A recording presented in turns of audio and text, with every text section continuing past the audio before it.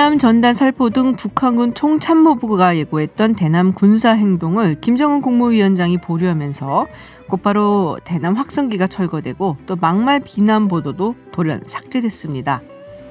통합당 주호영 원내대표가 내일 국회 복귀를 알리면서 원구성 협상은 없다라고 밝혔습니다. 이 가운데 홍남기 부총리 겸 기획재정부 장관이 국회를 찾았는데요. 박병석 국회의장의 조속한 원구성을 통해 3차 추경을 제때 처리하는 데 최선을 다하겠다라고 밝혔습니다. 장마가 시작됐습니다. 퇴근길 운전 조심하시고요. 김지윤의 이브닝쇼 시작합니다. 네, 서울타임즈 오마이뉴스 박정우 기자 그리고 정상근 기자와 함께합니다. 어서 오세요. 안녕하십니까. 안녕하세요. 네, 오프닝에서 전해드렸는데요. 지금 갑자기 또 김정은 국무위원장이 대남 군사행동 계획을 전격 보류를 했습니다. 그러면서 뭐 대부분 다 스톱이 되고 그리고 지금 뭐 확성기는 또 철거가 됐다. 이런 얘기가 들어와 있어요. 그러니까 오전에 철거를 시작했다고 했는데요. 다 됐다라고 통일부가 얘기를 하고 있습니다. 그리고 민경초소에 투입된 것으로 보였던 그 군사 그 병력도 보이지 않는다고 해요. 북한 측의 GP에 그렇습니다. 보이지 않고 있고 그다음에 지금 원래는 내일이나 내일 모레 정도에 1200만 장의 삐라가 남쪽으로 날아올 걸로 예상이 됐었는데 이것도 살포가 안 될 가능성이 커 보입니다. 그리고 우리가 뭐 노동신문 등등에서 대외 그 선전 매체에서 보던 대남 비난 기사도 보이지 않게 됐고요. 그러니까 지금 사실 뭐 공동연락사무소는 폭파가 됐지만 그 이후에 계속해서 높아졌던 군사적 긴장감이 계속해서 이제 떨어지고 있는 그러니까 롤러코스터를 좀 타서 내려오는 그런 모습이 좀 보이고 있어요. 그렇군요. 갑작스러운 변화 이유가 뭔지 다들 궁금해할 것 같은데 정부는 뭐 따로 나온 얘기 없나요?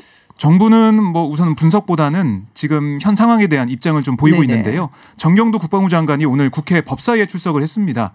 그러니까 원래는 군사법원 업무복을 위한 자리였어요. 그러니까 법사위니까 이게 원래 주요 의제였는데 북한의 대남 군사행동 보류에 대한 질의가 쏟아졌고 뭐 종합해 보면 군사적인 긴장도가 높아지지 않도록 안정적으로 관리하면서 대신 24시간 북한의 동향, 움직임 이걸 확실히 보겠다라고 했고요. 그리고 북한은 이 대남 군사행동을 보류가 아닌 철회해야 한다. 뭐 이런 정 장관의 지적도 있었습니다. 하긴 이게 유보였잖아요. 사실은. 그렇습니다. 보류라서 철회해라 이렇게 얘기를 하고 있고 통일부도 지금 보면 군사위, 그러니까 중앙군사위 예비회의가 과거 보도된 적이 없어서 좀 이례적이다 이렇게 보고 있고요. 상황을 면밀하게 검토하고 있다라고 밝히고 있습니다. 그러니까 남북한 합의를 지켜야 한다는 기본 입장에 변함이 없고 대북 전단 살포, 그러니까 박상학 대표가 계속 하려고 하는 그 뭐 시도했다고 하는 그 살포, 그러니까 긴장을 조성하는 행위에 대해서는 엄정 대처하겠다 이렇게 재차 강조를 했습니다. 롤러코스터라고 말씀을 하셨다시피 이게 언제 또 다시 올라갈지 모르기 때문에 사실 그걸 또 극대화하려는 효과도 북한이 누린 적도 있긴 하거든요. 그래서 뭐 좀 더 두고 봐야 되기는 합니다만은 어쨌든 지금 상태로는 긴장이 조금 완화된 것 같아서 뭐 다행이다라는 생각이 좀 들긴 하는데요. 자, 지금 뭐 원구성 협상은 뭐 여전한 것 같습니다. 뭐 진전이 있어 보일 것 같지는 않은데 여야가 외교안보 문제로 한자리에 모였다. 이건 어떤 얘기인가요? 네, 지금 국회가 가동되지 않고 있는 상황인데 오늘 여야 의원들이 이 외교안보 분야에 한정을 해서 일종의 이제 간담회를 열었습니다. 지금 외교통일위원회가 열리진 않았지만 어쨌든 이 미래통합당에서는 그 외교안보 특위가 있기 때문에 그 여기 박진 위원장하고 이 특위 위원들이 참석을 했고 이 민주당에서는 외교통일위원장 그러니까 송영길 의원을 비롯해서 의원들이 이제 함께 좀 참여를 해서 지금 이런저런 얘기를 좀 나누었는데 이 송영길 위원장이 제안을 했다라고 해요. 지금 이 외교안보 분야만큼은 좀 초당적으로 얘기를 좀 나눠봐야 되지 않겠냐 이렇게 제안을 했고 이 박진 위원장이 이제 받아들여서 전격적으로 모였는데 양측이 좀 초당적으로 어떻게 대처를 할지 이 방안에 대해서 좀 얘기를 많이 나누었다라고 하고 또 외교 현안에 대해서 좀 허심탄회한 이야기를 나누었다 지금 이렇게 전해지고 있습니다. 그렇군요. 사실 이 외교나 안보 문제는 이게 당파 싸움으로 갈 만한 일은 아니잖아요. 어떻게 보면 국민의 안전과 아주 직결되는 문제이기 때문에 외국 같은 경우도 보면은 초당적인 그런 협력을 얻어내는 경우가 많더라고요. 그래서 그런 부분에 있어서는 조금 힘을 합하는 모습을 봤으면 하는 그런 마음입니다. 그런데요. 일단은 김태년 원내대표가 강원도 사찰까지 주호영 원내대표를 찾아서 갔었는데 별 효과는 없었다. 여러 가지로 뭐 영향가가 있는 결과는 없는 것 같은데 일단 주호영 원내대표는 국회로 내일 복귀한다라는 소식이 들어와 있습니다. 저도 사진 이렇게 그 캐리어 들고 나오는 그 사진을 보긴 했어요. 그 어제 밤에 그 미래통합당 이 공보실 쪽에서 주호영 원내대표의 발언을 기자들한테 문자로 보냈어요. 10시 53분에 문자로 왔는데 네. 이게 뭐 별다른 선택지가 없는 상황이지만 뭐 입장문을 내겠다라는 얘기를 했어요. 그러니까 변화된 것은 하나도 없다라고 얘기해서 오늘 입장문도 아마 별다른 변화는 없을 것이다라는 예측을 좀 해볼 수가 있었는데요. 뭐 이 원구성 관련해서는 진척이 없어 보입니다. 18개 상임위 그냥 여당이 다 그렇습니다. 가져가라. 뭐 그런 상황이고 오늘 페이스북에 올린 글이 넘어진 그 땅을 딛고 다시 일어나겠다 제목의 글인데 거길 보면 민주당이 숫자로 자기 하고 싶은 대로 하겠다고 하니까 그렇게 하라는 것이 우리 당의 입장이다라고 얘기했고요. 그다음에 국민만 보고 싸우겠다. 그러니까 투쟁을 열심히 하겠다 이런 입장을 강조를 했습니다. 구체적으로 보면 35조 원의 국민 세금이 투입되는 추경 꼼꼼히 들여다보고 윤미향 의원 기부금 유용 의혹 또 지난 3년간의 굴욕적 대북 외교에 대한 국정조사도 추진하겠다라고 밝혔습니다. 그리고 이 주호영 원내대표가 내일 하나의 어떻게 보면 관문을 남겨놨어요. 뭐냐?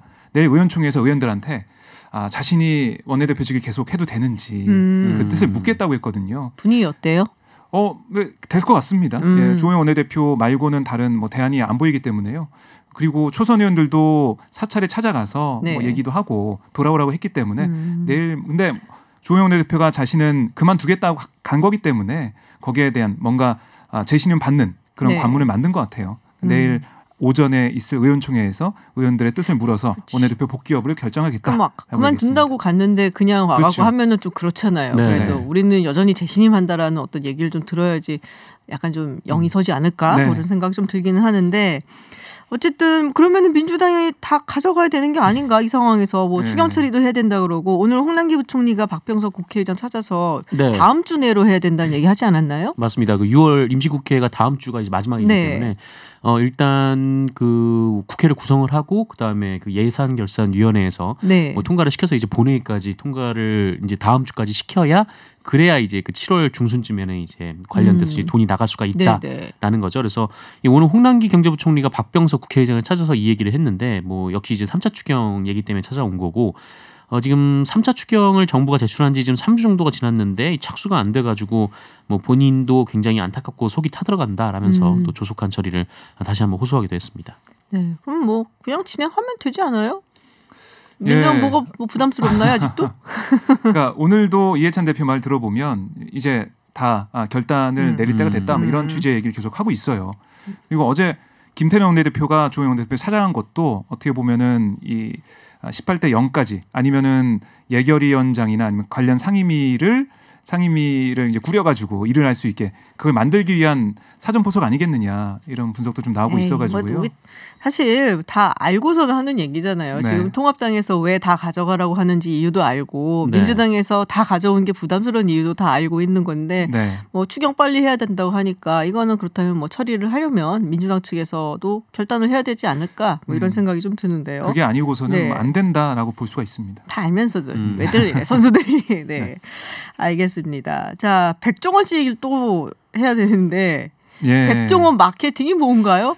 그러니까 이 보수 쪽 네. 대선 주자들에게 네네. 그러니까 오늘 라디오에 출연한 대선 주자들이 있었어요. 그러니까 뭐 진행자들이 계속 물어본 거예요. 백종원 얘기 나왔는데 어떻게 보냐 물어봤더니 여러 가지 답변이 나왔는데 먼저 원희룡 제주도지사 지금 대선 출마 의지를 보이고 있잖아요. 라디오 인터뷰에서 원 지사는 백종원 대표와 같은 사람이라고 생각하는가 이런 질문이 나오자 그렇게 될 것이다. 예전의 원희룡은 잊어달라. 예전에 원희룡 백종원 같은 사람이 아니었다. 오, 그렇게 볼 수도 있겠네요. 백희룡으로 불러야 되는 거예요, 아니면? 그만큼 예, 국민들에게 친근한 뭐 대중적인 그런 모습으로 돌아오겠다 뭐 이렇게 볼 수도 있고요. 네. 네, 오세훈 전 서울시장도 라디오 인터뷰에서 이 백종원 씨를 언급한 김종인 위원장의 발언을 굉장히 세게 듣고 있다. 그 정도로 국민적 거부감 없는 인물이 되라는 취지의 주문 아니겠는가. 분발하라. 지금 상태로는 도저히 정권 재탈환은 불가능하다. 이런 메시지를 해석한다라고 밝혔습니다. 그러니까 어떻게 보면은 김종인 위원장이 지금 차기 대선이 관련된 여러 가지 계획을 내놓을 것으로 보이잖아요. 그러니까 김종인 위원장과 시선을 맞추고 함께 하겠다는 그런 모습을 보이는 것 같고 거기에 하나의 일환으로 백종원 마케팅이라고 뭐 할 수도 있고 백종원 씨의 여러 가지 장점들 그런 것들 나도 배우겠다. 나도 그렇게 되겠다라고 얘기하는 것 같아요. 그렇군요. 이 정작 백종원 씨는 펄쩍펄쩍 뛰고 있는. 그러니까 되게 부담스러워 같아. 시사 프로에서 왜 자꾸 내 이름을 얘기하는 거야. 그러니까. 저도 오늘 그 대학 동창 그 카톡방에서 물어보더라고요. 백종원 씨 정말 대선 나오는 거야? 이렇게 물어보더라고요. 아, 정말요? 아니라고. 꿈도 안 꿨다고 뭐 이렇게 답변했는데 네. 그러니까 이게 계속 이제 와전돼서 회자가 되고 이런 걸 염려해서 백종원 씨가 어제 입장도 낸 것 같아요. 네. 그만큼 인기가 있다는 또 이야기겠죠. 그렇습니다. 네. 즐기십시오. 인기가 있다는 얘기인데.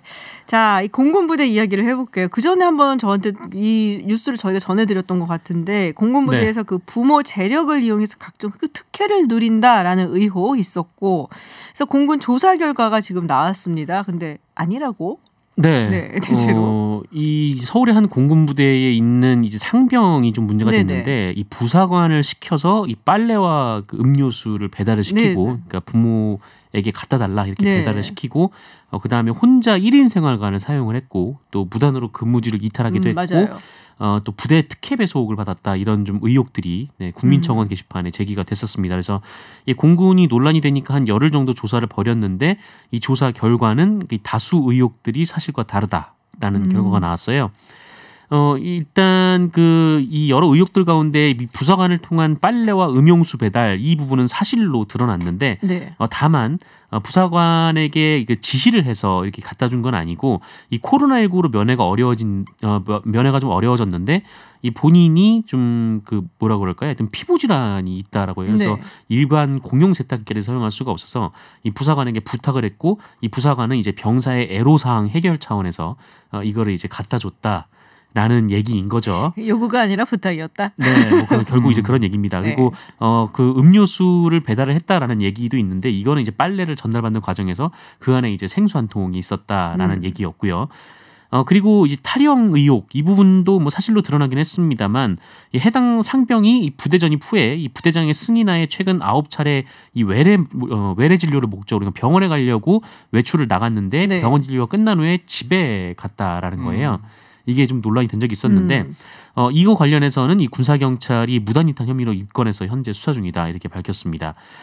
그리고 그 단독생활관 같은 경우에는 37.8도의 고열로 인해서 그 2주간 일종의 격리 됐었다. 자가격리? 라는 주장이고 해당 상병의 부모의 청탁으로 해당 부대가 샤워실을 보수했다 이런 의혹도 있었는데 이것은 해당 부모가 아니라 이 전임 여단장의 지시로 이뤄진 것이다.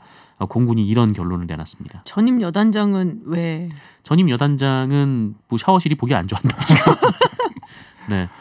대대장이 보기 안 좋았다라고 해서 저희도 그 부대 앞에 보도블록을 다 뒤집었다가 새로 깐 적이 있었습니다. 아 그래요? 아, 군대는 그런 곳이군요. 근데 왜 그 아버지는 왜 사과하고 그랬었어요? 네, 그러니까 그 부분이 좀 이상해요. 그 나이스그룹 최영 부회장이 사내 게시판에 물러나겠다라고 뭐 그렇게 하고 이제 사퇴를 했잖아요. 그래서 이게 보면 의혹이 불거질 때 어떤 게 있었냐면 편제가 필요 없는, 그러니까 이 최모 상병이 가지 않아도 되는, 그러니까 한 명이 근무하고 있어서 안 가도 되는데 거기에 갔다는 거 아닙니까? 그곳으로 편제가 돼서 그게 문제다라는 내용도 있었는데 거기에 대해서는 별다른 감찰 결과가 없는 것 같아요. 그러니까 왜 거기에 갈 수 있었고 어떤 보이지 않는 손이 작용했는지, 그게 이 최 전 부회장과 어떤 관련이 있는지, 이른바 부모백이 있었는지, 이게 저는 중요해 보이는데 이건 얘기가 없더라고요. 그때 제가 군알못이라서 잘은지 모르지만 그곳에 간 것 자체가 특혜라는 얘기를 했었거든요. 그렇죠. 뭐 그냥 다 얘기를 하자면 금천구라면서요.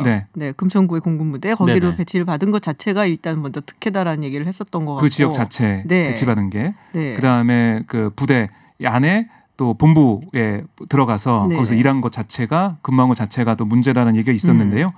이게 뭐 언론 보도 보셨으면 아시겠지만은 그 부대 동료들에게 우리 아빠한테 말하면 안 되는 게 없다, 입버릇처럼 얘기했다고 해요. 그러니까 이게 어떤 뜻을 가지고 있겠느냐, 이걸 좀 더 봐야 될 것으로 보이고, 지금 뭐 특혜가 아니었다라고 보도가 좀 나오고 있는데 이게 하나 맹점이 감사조사에서는 최 상병에 대한 직접 조사가 없었습니다. 그래서 조사를 직접 하지 않고 주변만 조사해서 결과를 발표한 건데 군사경찰 수사가 변행되고 있어서 조사하지 못했다라고 하고 있거든요. 그러니까 결국에는 군사경찰 수사가 어떻게 진행되는지, 아까 입건된 여러 가지 뭐 세탁물과 음용수 배달 관련한 대가성 여부, 그리고 외출 장소 무단 이탈 혐의 등에 대해서 어떻게 군사경찰이 결론 내리는지 이걸 봐야 확실히 알 수 있을 것 같아요. 우리 박정우 기자가 굉장히 결단을 내린 듯이 이렇게 말을 하고 있어요. 네. 무슨 결단이요? 뭔가 느낌이 뭐라고 해야 될까? 이거는 그냥 넘어가면 안 된다라는 네. 그런 결단. 근데 이게 사실 이 청와대 국민청원에 올린 사람도 해당 부대 하사관이잖아요. 네네. 네, 그래서 해당 부대 하사관이 글을 올렸는데 뭐 다른 하사들과의 이 충분한 뭐 소통이 있었을 가능성이 굉장히 높은데, 근데 정작 이제 다른 하사는 뭐 그냥 그 병사의 애로사항 해결 차원이었다, 좀 이렇게 얘기를 하는 게 좀 이상하기도 하고. 그러니까 지금 뭐 공군에서 자체 조사도 자체 조사겠지만 좀 이렇게 조사 같은 거 할 때는 그 보통 좀 문제를 제기했던 뭐 시민단체라든지 외부에서 좀 같이 조사를 했으면 좀 더 공신력이 더 있지 않았을까. 네. 그렇군요. 네, 뭐 군에 갔다 오신 분들은 아마 이 얘기를 들으면서 네. 뭔가 더 있지 않을까 이런 생각 많이 하실 것 같아요. 네, 정말 이게 다일까? 정말 이게 다일까? 네. 뭐 이런 얘기. 아, 그렇군요. 자, 근데 여기 이 해당 부대에서 상습 성추행 의혹도 제기가 됐다는 얘기가 있습니다. 네, 뭐 군인권센터에서 오늘 관련 폭로를 했는데, 이 공군 제3방공 유도탄 여단이에요, 여기. 근데 여기 이제 그 소속 간부 중사가 지난 2월부터 4개월간 이 소속 병사들을 상대로 이 폭언과 욕설을 일삼고 이게 성행위를 묘사하는 등 성추행을 범했다, 좀 이런 폭로를 했습니다. 그래서 이 중사가 한 얘기, 그러니까 이 군인권센터의 폭로가 사실이라면 굉장히 좀 심각한 네네. 얘기들인데, 네, 어디 방송에서 좀 말하기는 좀 곤란한 좀 그런 네네. 얘기였고, 뭐 자살 예방 교육을 하면서도 뭐 자살하는 사람들은 다 문제가 있는 사람이다, 뭐 이런 식의. 아니, 자살 예방 교육을 하면서 그런 식으로 얘기를 해요? 네, 좀 폭언도 했다, 뭐 이런 얘기들이 있습니다. 그렇군요. 굉장히 수위가 높은 얘기인데 이게 좀 방송에서 말하기 어려워서. 네. 아, 네. 그 정도로. 네. 자, 다음 이야기 해보도록 하겠습니다. 저희가 사실 엊그제 그 인천공항 보안검색요원 그 정규직 된다라는 네. 보도를 듣고, 그리고 노조위원장, 그쪽에 노조위원장 인터뷰를 했었습니다. 근데 이게 생각보다 또 상당히 파장이 큰 것 같아요. 네. 지금 뭐 보안요원뿐만 아니라 다른 곳에서 다른 이제 일을 하고 있는 그런 분들도 지금 우리 정규직으로 네, 직고용을 해달라는 요구가 있고, 또 반대로 또 지금 뭐 공시 준비하는 취준생들에선 굉장히 또 반발하고 있다. 이거 공평하지 않다라는 얘기를 한다고 해요. 이 인천공항공사가 공사 중에서 인기가 가장 많은 곳이다, 뭐 이런 얘기가 있더라고요. 굉장히 뭐 대우도 좋고 뭐 이런 여러 가지 측면에서. 그래서 역차별 논란이 되게 뜨거운데 어떻습니까 지금 이거? 그러니까 역차별 논란의 핵심은 뭐냐면 보안 검색 요원들, 그러니까 1,900여 네. 명이 직접 고용이 되면 치열한 채용 경쟁을 뚫고 일방직이 된 기존 정규직들이 도리어 불이익을 받는다. 뭐 이런 얘기가 계속 나오고 있잖아요. 네네. 특히 이게 지난 2월에 노사 전문가 협의회 거기서 합의할 때는 이게 바로 되는 게 아니었거든요. 자회사. 그렇습니다. 자회사로 가기로 했었는데 갑자기 이 현 정규직 노조나 아니면 보안 검색 요원들 당사자에까지 얘기도 없이 갑자기 21일 밤에 1,900명에 대한 청와경찰 직고용을 기습 발표를 했다는 거예요. 네. 거기에 대한 비판이 정규직 노조에서는 좀 나오고 있고, 그러니까 이 노조 얘기를 들어보면 이게 예전에 인천공항에도 청와경찰이 있었지만 정부에서는 관료와 비효율 문제로 20년 전에 특수경비원은 다 바뀐 거고, 또 한국공항공사 역시 청와경찰이 퇴직하면서 다시 뽑지 않은 방향으로 숫자를 줄여나가고 있는데 지금 와서 부활시킨다는 건 문제가 있다. 이런 얘기를 하고 있는 거예요. 근데 또 정규직 전환 대상자들도 혼란스러운 상황입니다. 왜냐? 1,900명 전원이 정규직 전환돼서 고용 받는 걸로 알고 있었는데 그게 안 된다고 하더라고요. 그 안에서의 또 경쟁 뭐 이런 걸 해야 된다. 안에서 경쟁이 있고 이 채용 과정이 또 진행이 되기 때문에 적격 심사를 한다고 해서요. 그걸 어떻게 우리가 보고 어떻게 판단해야 되냐, 어떻게 이걸 준비해야 되냐, 이런 얘기를 하면서 혼란스럽다라고 얘기를 하고 있습니다. 그리고 뭐 취준생 같은 경우는 이게 우리가 정말 열심히 이렇게 공부하고 있는데 왜 더 쉬운 길로 들어 정규직 되는 사람들과 우리와 어떤 차별점이 있는 거냐, 너무 억울하다, 이런 얘기를 하고 있는 거죠. 그렇군요. 자, 근데 이제 그 지금 논란이 또 되고 있는 것들 중에 하나가 그 인터넷 이제 커뮤니티 같은데 올라오는 그 SNS 사진 같은 대화 사진이거든요. 거기서 자기가 원래는 알바로 들었는데 연봉 5천 된다, 뭐 이런 얘기가 있었는데 그거는 확실한 건가요? 이것 때문에 여론이 굉장히 많이 네네. 안 좋아졌죠. 근데 사실 이게 이렇게 될 수가 없습니다. 그러니까 그 인천공항이 직고용한 직종이 이제 보안 검색 요원인데, 이분들이 이 보안 검색 요원으로 들어가려면 이 관련 기관에서 한 160시간 이상의 교육을 받아야 돼요. 그러니까 단타로 알바를 하려고 이런 교육을, 그러니까 160시간이나 이수를 할 수 있는 사람이 그렇게 많지는 않고, 그리고 알바로 들어온 지 얼마 안 됐는데 뭐 덕분에 정규직이 됐다 뭐 이렇게 얘기를 네. 하는 사람들이 있는데 이게 이 정규직 전환 기준이 2017년 이전에 입사를 한 사람입니다. 그러니까 단순히 뭐 몇 개월, 뭐 1년 뭐 이 정도 네네. 아르바이트를 하고 정규직 전환으로 될 수 있는 것도 아니고요.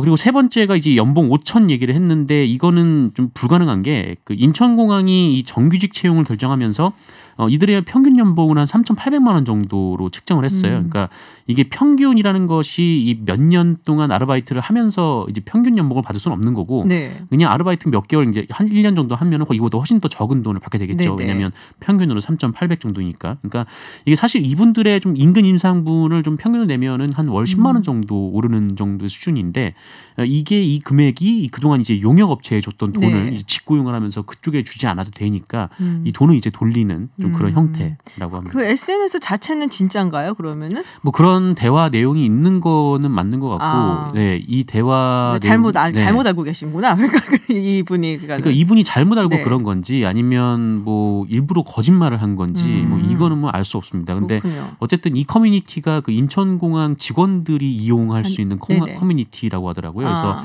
이게 뭐 확실하다라는 얘기가 나왔었는데 이게 어쨌든 뭐 사실은 아닙니다. 네. 이게 사실 그 돈도 돈이지만 고용 안정성이 되게 큰 거잖아요. 그래서 공사 직원은. 이분들을 좀 많이 만나 뵌 적이 있었는데, 그러니까 이분들 하는 얘기는 뭐 우리가 정규직이 돼서 뭐 그분들만큼 돈을 받겠다 이게 아니라 항상 2년마다 1년마다 그렇죠. 2년마다 재계약을 하니까 항상 연봉이 똑같은 거예요. 그러니까 이분들은 20년 경력이 쌓여도 30년 경력이 쌓여도 월급은 항상 그 수준에 똑같은 거지. 항상 신입사원이 네네. 되는 셈이니까요. 그래서 좀 이런 부분은 좀 개선이 돼야 되지 않겠냐. 좀 이런 차원의 얘기를 좀 많이 하셨던 것 같고, 네, 뭐 그렇습니다. 그렇죠.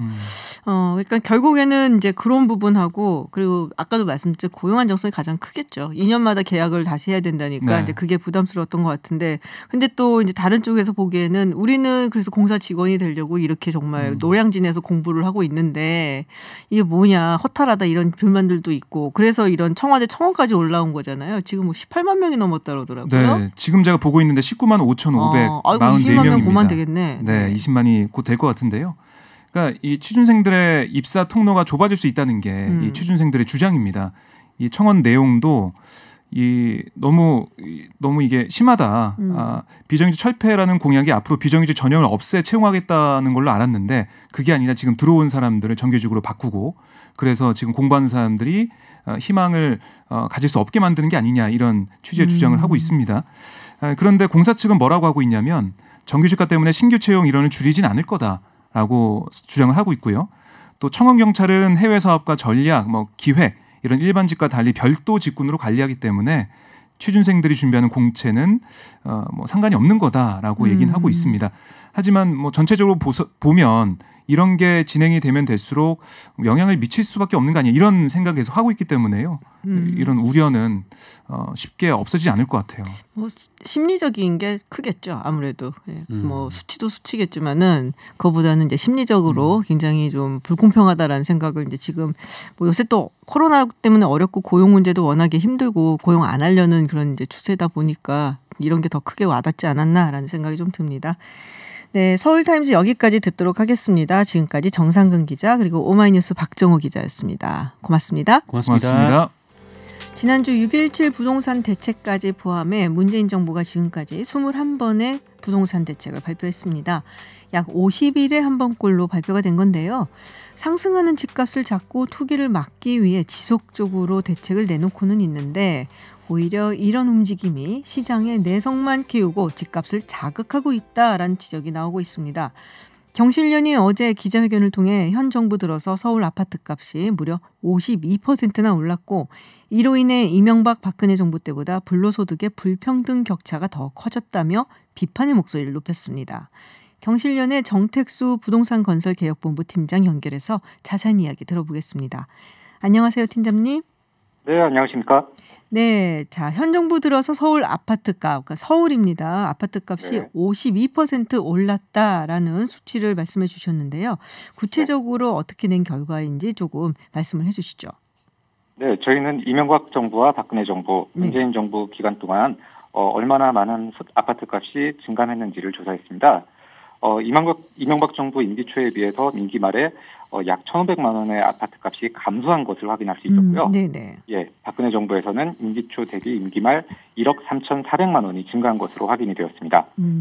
반면 문재인 정부에서는 임기 초에 비해 임기 중반인 현재 약 3억 1,400만 원이 올라 52%의 아파트 값이 증가한 것으로 파악이 되었습니다. 3억 1,400만 원이 올랐다. 그러면 이게 중위 가격이잖아요. 중위 가격이라면은 1부터 100까지 세워놨을 때 딱 중간 가격. 네. 네, 그걸 말씀하신 건데, 그럼 지금 중위 가격이 얼마인가요? 지금 중위 가격은 약 9억 2천만 원에 해당하는 것으로 지금 네네. 파악이 되고 있습니다. 9억 2천만 원으로 되고 있다. 많이 올랐네요, 진짜. 네. 그렇죠. 그럼 서울 제외 나머지 지역은 어떤가요? 지방하고 서울은 상당히 좀 차이가 난다고 우리가 얘기를 하는데. 네. 이것도 정권별로 좀 말씀을 드리자면, 네, 이명박 정부 같은 경우에는 임기 초 대비 임기 말 1,400만 원 정도가 증가가 되었고요. 박근혜 정부에서는 6,500만 원 증가된 것으로 파악이 되었습니다. 문재인 정부에서는 6,200만 원 정도 증가하여 박근혜 정부보다 좀 다소 덜 오른 것으로 파악이 되는데요. 네. 이게 거꾸로 생각하면은 서울의 집값이 그만큼 엄청나게 올랐고 서울 지역과 비서울 지역 간의 격차가 더 크게 벌어졌다고 판단할 수도 있을 것 같습니다. 그렇군요. 지방과의 격차가 항상 있다는 얘기를 했었는데 그게 서울값이 너무 많이 올라서 그래서 지방과의 가격 격차가 훨씬 더 높아졌다라는 말씀이신데요. 네네. 근데 정부가 이거 반박 입장 내놓은 거 아시죠? 네. 국토부가 보도 자료를 통해서 내놨는데 그러니까 이 경실련에서 그 KB 아파트 중위 매매 가격 기준으로 서울 아파트 가격이 52% 상승했다라고 통계를 냈는데 이게 이제 과잉 해석할 여지가 있다라고 했어요. 그래서 한국감정원 주택가격 동향 조사에 따르면 현 정부의 서울 아파트 가격 변동률이 14.2%다라고 하고 있습니다. 네. 자, 이게 이제 통계 얘기이기 때문에 조금 조심을 해야 되는 게 지금 중위값으로 말씀을 하신 거예요. 네. 네. 그리고 지금 국토부 이야기는 어떤 겁니까? 완전히 다른 얘기 같이 들리기 때문에. 네, 저도 이번 국토부의 발표를 보고 굉장히 의아했는데요. 네네. 52%와 14%는 실로 너무 많이 차이 나죠. 예, 갭이라고 네. 할 수가 있습니다. 그런데 저도 어제 발표를 엊그제, 네. 어제 저희 그 경실련 통계 52%라는 자료를 보고 국민 여러분들께서 상당히 공감해 주시는 거에, 그 반응에 저도 또한 굉장히 놀랐었거든요. 네네. 지금까지 정부에서 나온 말을 좀 되짚어 보자면 대통령께서 부동산 값은 생각보다 많이 오르지 않고 있다. 부동산 언제든지 잡을 수 있다. 이런 말씀들을 계속 해오셨지 않습니까? 네. 그런 발언들을 하셨던 게 이토록 국민들과 괴리된 통계를 근거로 말씀을 하신 게 아닌가. 저는 좀 이런 의문이 들었고요. 이렇게 국민 인식과 괴리된 통계라면 한 번쯤 재검토를 해봐야 될 필요가 있지 않나. 이런 생각을 하면서 이번에 그 제시하신 14.2%의 네. 근거를 한번 명확하게 국민들 앞에 제시해 주시는 게 어떨까라는 좀 제안을 조심스럽게 드려봅니다. 그러면은 경실련 측에서는 이 수치에 대해서는 왜 14.2%가 나왔는지는 확인은 안 해보신 거고요? 그 점에 대해서는 저희도 굉장히 의문이 들 수밖에 없습니다. 네, 아무래도 이 통계라고 하는 게 엄청난 그 정보를 기반으로 해야 되는 거니까 저희와 정부의 그런 정보력의 차이라고 하는 것은 실로 뭐 어마무시하다고 할 수밖에 없죠. 네. 이렇게 정부가 그런데도 불구하고 정부가 국민들이 느끼는 그런 통계 수치를 제대로 낼 수가 없다면 이런 통계에 대해서 계속해서 유지할 필요가 있는 건지 좀 의문이 제기돼요. 그러니까 정부 주장은 사실 이거예요. 그러니까 멸실 주택이 많았는데 이 멸실 주택은 아무래도 오래되고 구주택이다 보니까는 저가고 그러니까 저가인 주택들이 많이 없어졌고 대신에 신규 주택, 이 신규 주택은 이제 비싸다는 거죠. 이 신규 주택, 비싼 신규 주택은 증가했다. 그렇기 때문에 이게 올라가 보이는 것이지 서울 아파트 가격 변동률 14.2%. 사실 저도 이게 이 수치가 어디서 나온 것인지 좀 궁금해서 한국감정원 거길 들어가서 봤는데 저도 감정원에 들어가 봤는데 14.2%라는 자료를 감정원에서도 저는 못 찾았거든요. 경실련에서 혹시 갖고 있으려나 이게 어떻게 계산이 된 것인지 좀 비교를 하셨으려나 궁금해서 제가 여쭤보기는 했는데. 선생님도 찾아보셨는데 못 찾으셨죠? 네. 어쨌든 뭐 체감으로는 상당히 많이 오른 것 같아서 14.2% 정말 하고 고개를 갸우뚱하시는 서울 집을 좀 알아보신 분들은 아마 그러시지 않았을까라는 생각이 좀 들긴 하는데요. 중요한 것은 또 이거잖아요. 지금 이렇게 되면은 그야말로 아파트 값이 오르는 바람에 이게 불로소득이라고 할 수가 있는데 갑자기 네네네. 부자가 된 사람들이 있고 그리고 이 아파트를 그때 진입해서 사지 못했기 때문에 갑자기 그 박탈감을 느끼면서 가난하게 느껴지고 실제로 이 뭐랄까요? 그러니까 자산에서 굉장히 차이가 많이 날 수도 있는 거죠. 자, 네. 이런 불평등이 증가한다라는 부분을 또 짚고 있는 거죠. 경실련에서는. 네, 그렇습니다. 말씀하셨다시피 부동산으로 인한 불로소득은 많은 분들께 상대적인 박탈감을 안겨주고 있습니다. 뿐만 아니라 이 부동산으로 인해서 발생하는 불로소득이 경제적으로도 아무런 도움이 되지 않거든요. 실질적으로 생산하는 것이 없기 때문에 이러한 불로소득은 당연히 지양되어야 마땅하다고 생각합니다. 자, 지금 부동산 시장이 과열이 되고 있는데 지금 대책을 계속 내놓고 있어요. 21번째니까 이거 지금 22번째도 나온다는 얘기가 지금 있습니다.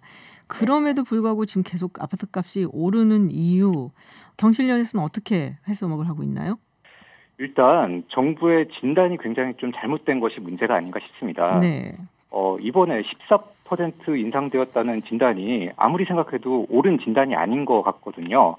그렇다면 이렇게 옳지 않은 진단에서 시작한 그 정책이 과연 옳을 것인가? 이렇게 가는 정책은 결코 옳을 수가 없다라고 일단 판단이 되고요. 그리고 또 정부 정책에 대한 비판을 하지 않을 수 없는 부분이 이번 최근 그 부동산 값을 잡겠다고 대책을 내기 전에 5월 6일경에 정부가 또 어떤 입장을 냈었냐면은 용산과 잠실에 개발하겠다는 개발 정책을 또 냈었단 말입니다. 네. 그러면서 용산, 잠실 일대 아파트 값이 또 한번 크게 올랐었거든요. 네네. 예, 이렇게 끊임없이 개발하겠다는 정책을 하면서 한쪽에서는 또 아파트 값을 잡겠다고 하니 어떻게 이게 어느 정책에 우리가 신뢰를 둬야 될지 저희도 헷갈리는 지경이거든요. 예, 그래서 네네. 아니 뭐 종부세라든지 뭐 이런 거 강화하려는 법안을 이제 지금 뭐 정부가 재발의를 하기로 했는데 이게 도움이 될 거라고 생각하시나요? 종부세 강화가 과연 지금로서 큰 효과를 낼 수 있을지 좀 그 점에 대해서도 좀 의문이 제기가 되고 있습니다. 이번에 그 6.17 대책에도 보면은 종부세 강화, 양도세 강화, 대출 규제를 강화하겠다 이런 내용들이 담겨져 있었는데요. 이런 정책들이 이미 21차례 대책에도 포함이 되었었고 이미 그 효과를 제대로 내지 못하는 것으로 그렇게 지금 파악이 되고 있거든요. 그런데 또 이렇게 한다는 게 과연 얼마나 또 실효성을 거둘 수 있을지 좀 의문을 제기하지 않을 수 없을 것 같습니다. 그럼 어떤 정책이 있어야 된다라고 보시나요? 일단 이 종부세, 양도세 같은 이런 그 부동산 관련 세제를 강화하기에 앞서서 먼저 해결해야 할 부분이 공시지가 부분을 꼭 해결을 해야 되거든요. 공시지가. 네, 현재 저희 경실련이 파악한 바에 의하면 실거래가에 훨씬 못 미치는 공시지가로 세금을 매기다 보니까 아무리 그 세율을 높인다고 해도 제대로 된 실효성을 발휘하기가 어렵습니다. 그래서 공시지가를 일단 2배 이상 인상하고 그리고 분양가 상한제라든지 좀 더 직접적으로 규제할 수 있는 그런 방안들을 반드시 도입해야 됩니다. 그리고 무엇보다 지금 계속해서 개발 정책을 정부가 내놓고 있는데 이런 개발 정책에 대해서도 근본적으로 좀 재검토를 해야 할 필요가 있을 것 같습니다. 근데 공시지가 올리지 않았었나요? 한번 좀 근데 그거하고 부족하다라는 말씀이신가요? 네, 아직까지도 현실화되려면은 많이 부족한 것으로 저희는 판단하고 있습니다. 그렇군요. 근데 김상조 실장은 지금 정책 수단 다 소진한 건 아니다, 더 있다라고 얘기를 하는데 어떻게 보시나요? 네, 방금 말씀드렸다시피 저희가 보기에는 아직 핵심적인 정책들은 나오지 않고 있다라고 판단을 하고 있고요. 지금같이 본질을 피해가는 정책들만 내서는 아무리 정부가 초강력 규제를 한다라고 말을 할지언정 실제로 아파트 값을 잡는 효과를 내기는 어려울 것이라고 판단이 됩니다. 그래서 저희 경실련에서 제시하는 이런 좀 보다 근본적인 대책들을 정부가 적극적으로 수용해서 정책화하지 않는다면은 아파트 값 잡는 것도 쉽지 않을 것으로 그렇게 판단이 됩니다. 그래서 공시지가 문제, 분양가 상한제는 민간 택지도 한다 이런 얘기가 있었는데 그리고 그러면 공급을 증가해야 된다라는 얘기는 어떻게 생각을 하시나요? 공급을 증가하는 것도 네, 원래 수요 공급의 원리 아니겠습니까, 경제는? 네네. 지금 뭐 3기 신도시가 지금 뭐 공급을 증가해서 부동산 값을 낮춘다는 그런 논리로 추진이 되고 있는데요. 네. 우리가 과거 2기 신도시의 문제를 좀 다시 상기해보지 않을 수가 없거든요. 네. 그 2기 신도시, 판교 신도시로 대변되는 2기 신도시가 개발될 때도 그때도 공급을 늘려서 강남의 집값을 잡겠다라고 말을 했었지만 결과적으로는 판교 집값 오르고 주변 집값까지도 어마무시하게 올랐었습니다. 네네. 과연 이번 3기 신도시도 2기 신도시에 대한 반성 없이 그대로 추진된다면 집값을 잡을 수 있을지 의문이거든요. 네네. 지금처럼 수요만 자극하는 그런 정책으로서는 집값을 잡기는 쉽지 않을 것 같습니다. 네, 알겠습니다. 네, 팀장님 오늘 말씀 고맙습니다. 네, 수고하셨습니다. 네, 지금까지 정택수 경실련 부동산건설개혁본부 팀장과 이야기 나눴습니다. 잠시 후 3부에서는 여전히 난항을 겪고 있는 국회 원구성 협상, 과연 협법은 없는 건지 박수현 전 청와대 대변인, 정태옥 전 미래통합당 의원과 이야기 나눠보겠습니다. 4부에서는 우리 정부가 유네스코 군함도 일본 근대산업시설 23곳에 대해 세계유산 지정 취소 요구서안 발송할 예정인데요. 월드컬래스에서 짚어보겠습니다.